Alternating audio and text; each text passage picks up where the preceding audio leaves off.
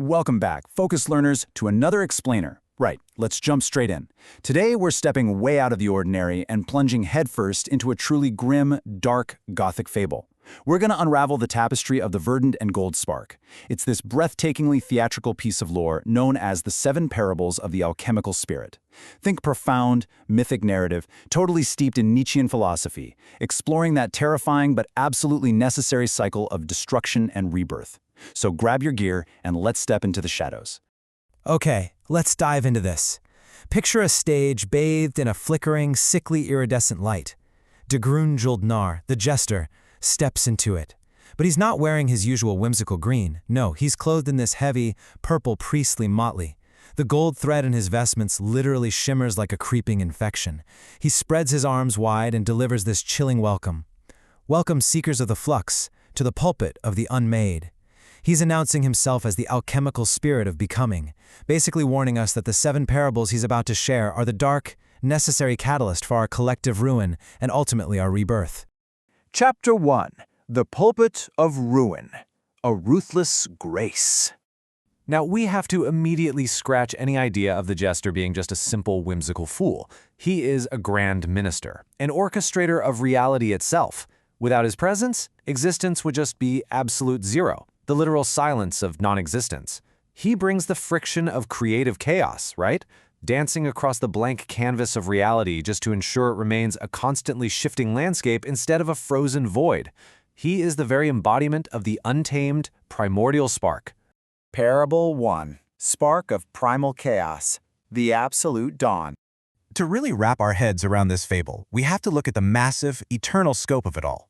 We start way back in Era 1, the Absolute Dawn, over millennia as we move through the sun-drenched courts to the thousand-year hibernation and finally land in the current century cycle. This evolving primordial spark actually began to seep into our world. It inspired diverse human folklore and myth across centuries.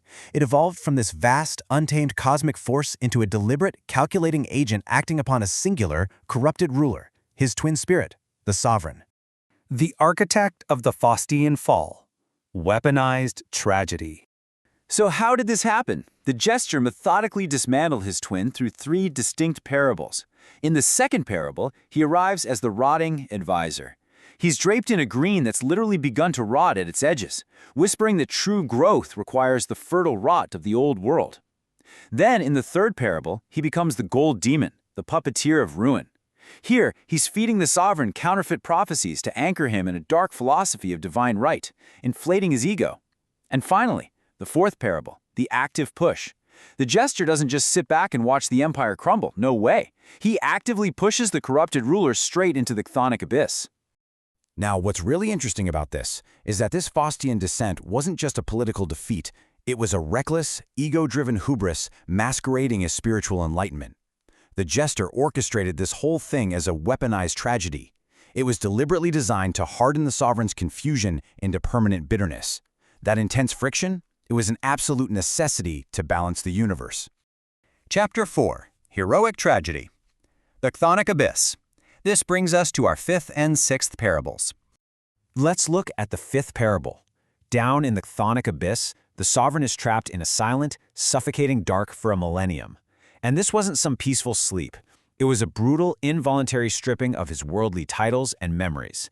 We're talking about the agonizing annihilation of the conscious ego. His entire identity just melts away in the absolute dark, until he's nothing more than a silent, dormant spark.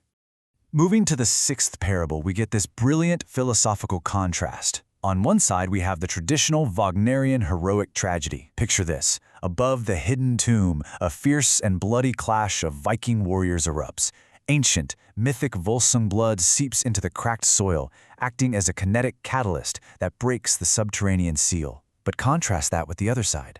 The physical spilling of Viking blood only breaks the physical seal. The true evolution here is the Nietzschean sovereign spirit, born from that agonizing annihilation of the ego we just talked about, leading to a profound internal spiritual rebirth.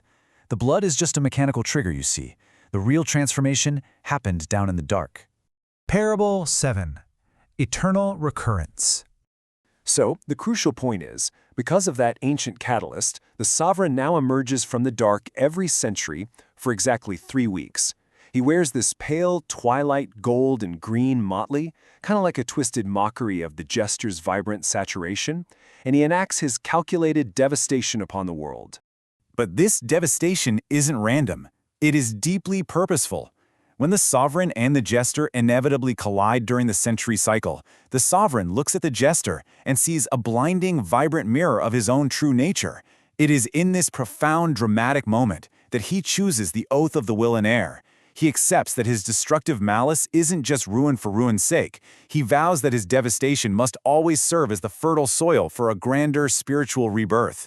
He finally truly understands the jester's lesson from the very beginning.